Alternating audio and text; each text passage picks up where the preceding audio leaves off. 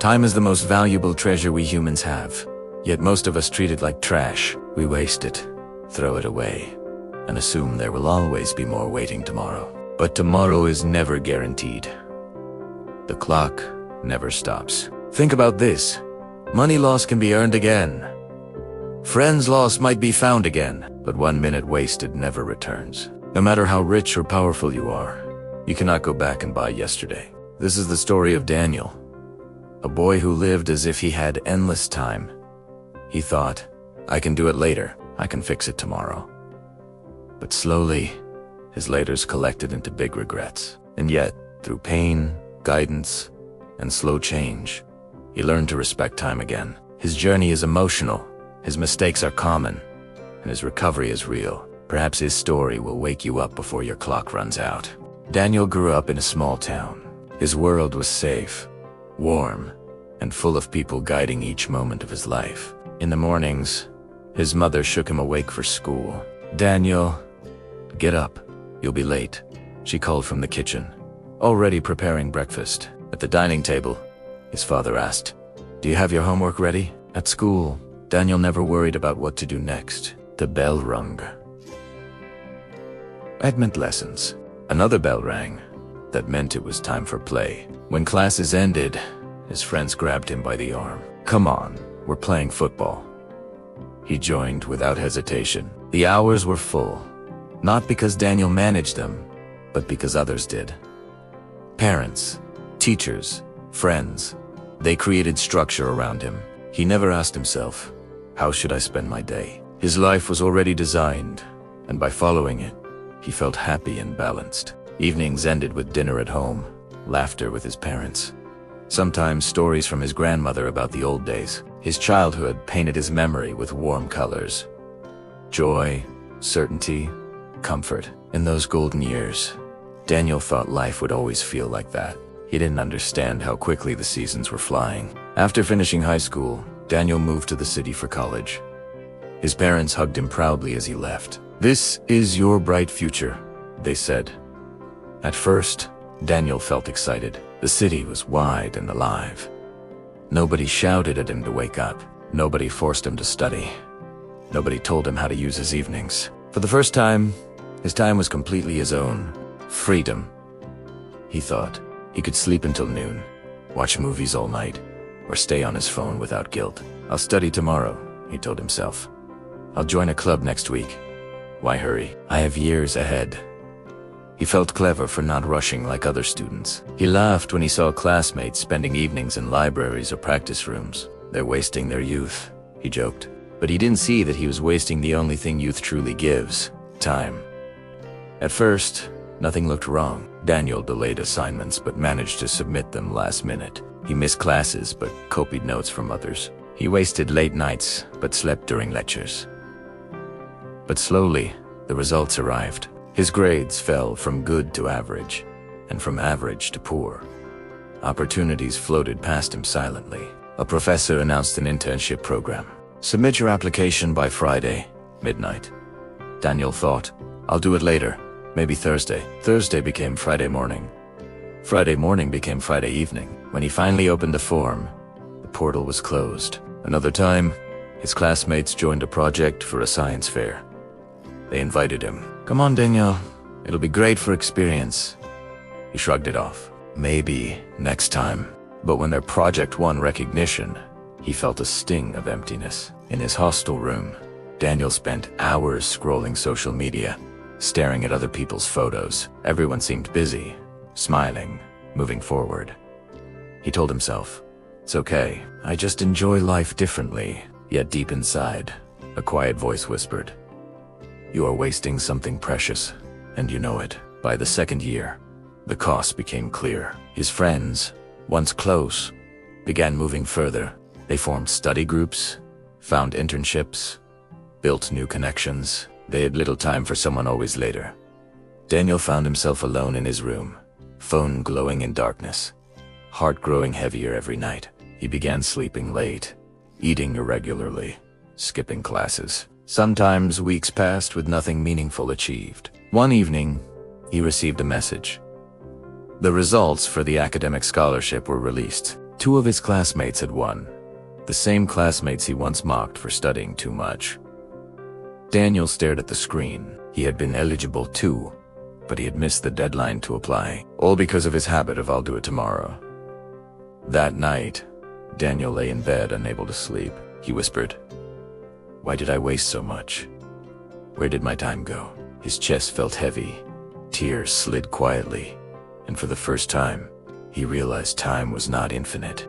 Whole years could vanish into nothing if you didn't respect them. It was during this low point that Daniel first met Professor Thomas. One evening, searching for escape from his restless thoughts, Daniel entered the city library. He sat in a corner, staring at unopened books.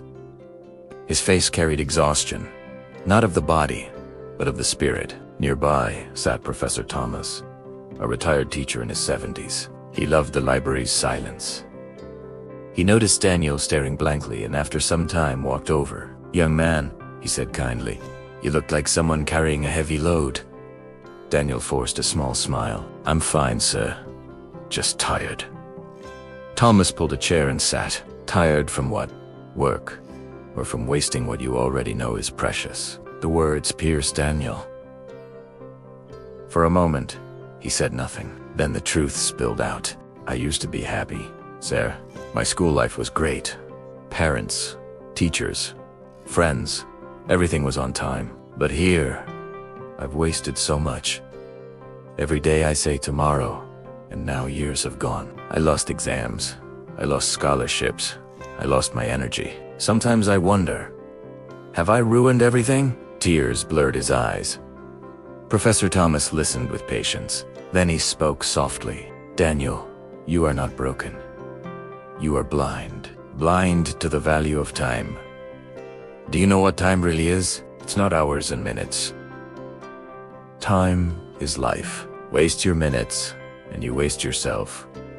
Seeing Daniel's silence, Thomas leaned forward. "When I was your age, I had the same sickness of tomorrow. There was a scholarship I dreamed of. To enter, all I had to do was write an essay by Sunday night. I promised myself, I'll do it Saturday. Saturday, I said, I'll do it Sunday morning. Sunday morning, I said, there's still the evening. But on Sunday evening, my typewriter broke. By the time I borrowed another, the deadline had passed. I lost the opportunity forever. That one missed day changed my path for years. Daniel, time punishes those who disrespect it. It is unforgiving. You can lose a career, a friend, even love, all because of minutes you assumed would wait for you. But hear me as well. Change is possible. You cannot get back what you've lost, but you can build with what remains. The value of time is learned late by many. The question is, will you learn it now, before more years vanish? Daniel lowered his head. For the first time, he felt both fear and hope. That night, after meeting Professor Thomas, Daniel walked slowly back to his hostel. His mentor's words echoed in his mind. Time is life. Waste your minutes, and you waste yourself. For the first time in months, Daniel opened his notebook and wrote at the top of a clean page, my new plan. He listed simple goals. Wake up by 7 o'clock. Study for 2 hours daily. Exercise for 20 minutes. Sleep by 11 o'clock. Looking at the list, A felt proud. This is Italiano. Tomorrow, I'll begin a new chapter. But reality was harsh. The next morning, his alarm rang at 7 o'clock. Sleep pulled him back under the blanket.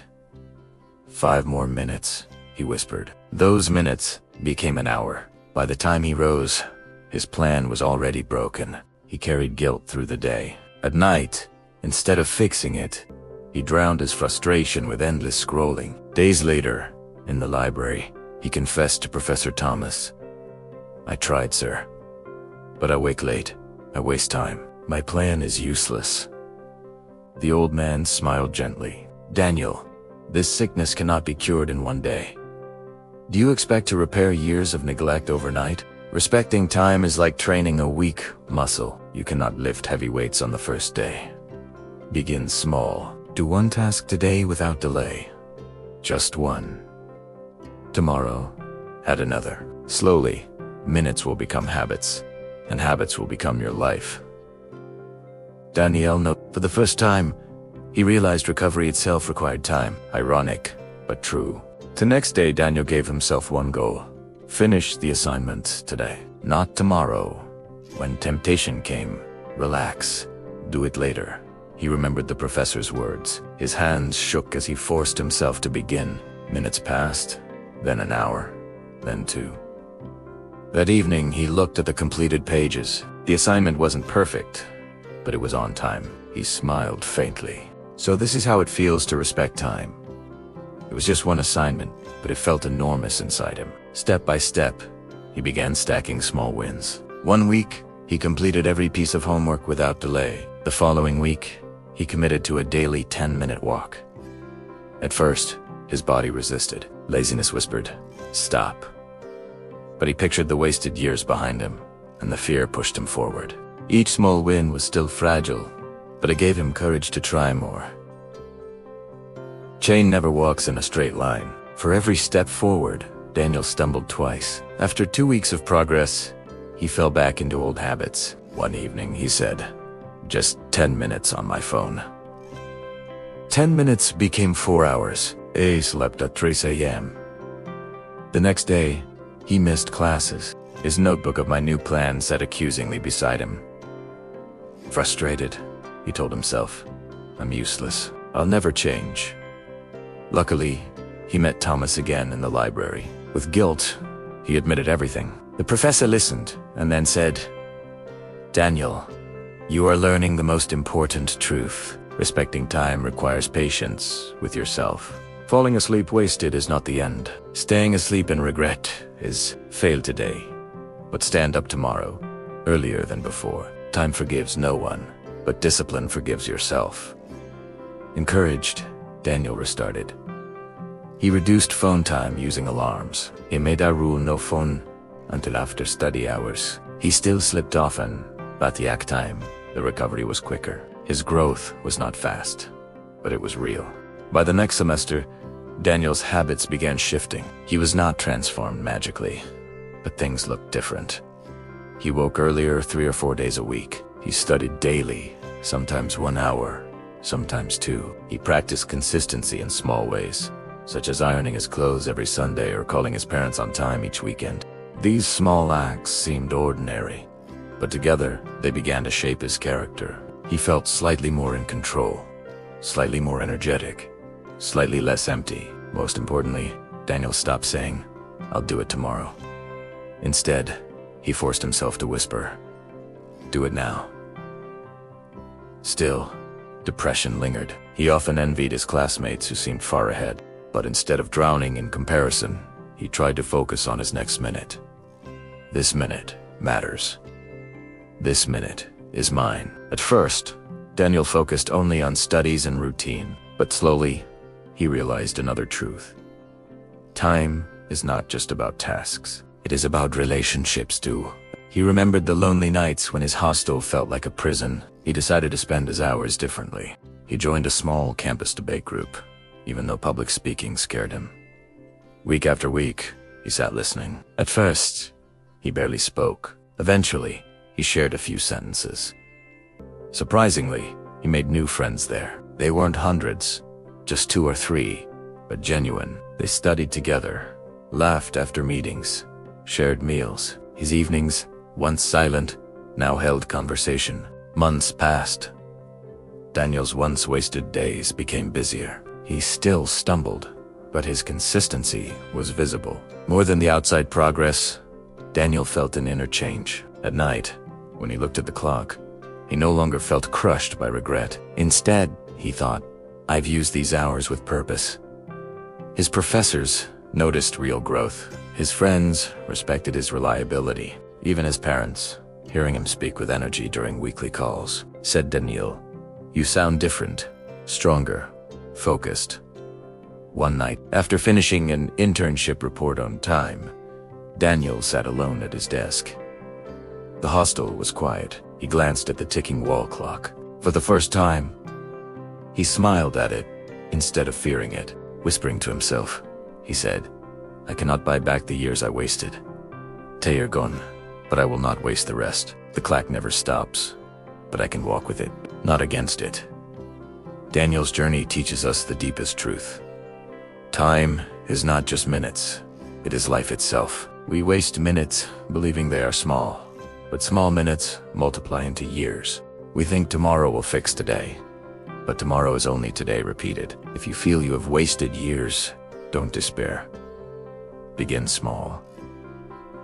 Respect one task today, then another tomorrow. Slowly, your minutes will build habits, and habits will build a new life. Because every wasted minute becomes a regret you cannot erase, and every used minute becomes a stone in the path toward your future. The clock never stops, but you can choose. Let it take your life away, or let it carry you forward. This was Tales of Light. If Daniel's journey touched your heart, don't keep it to yourself. Share this story with a friend or family member who may also be wasting their precious time. You never know, it might save them years of regret. And if you want more simple yet powerful stories that guide your life step by step, subscribe now and be a part of our growing family. Remember, the clock never stops. Your future begins with the choices you make today. Until we meet again, stay patient, stay disciplined, respect your time, and keep moving forward.